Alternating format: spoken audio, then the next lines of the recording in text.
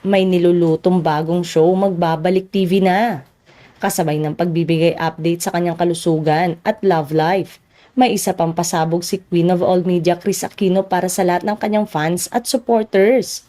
Ayon kay Kris, ay may ihahanda siyang show na mapapanood ng lahat bago matapos ang 2024.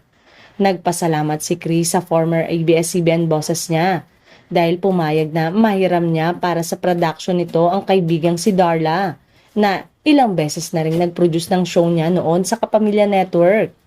Sa ngayon daw, limitado lang ang pwede niyang sabihin dahil mas pinipili raw niyang magpapribado ngayon para hindi kayo magsawang magdasal. Sabi niyo, "You miss watching me.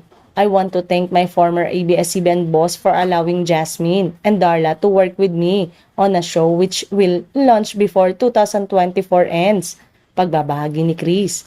Pero mukhang nagbigay ng hint si Kris na isa itong reality show na magpapakita sa kanyang journey habang nagpapagamot sa mga sakit.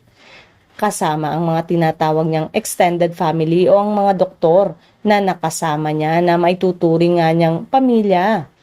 Pagdating naman daw sa kanyang usaping love life, mas minabuti na raw ni Kris na gawing pribado muna ang mga detalye.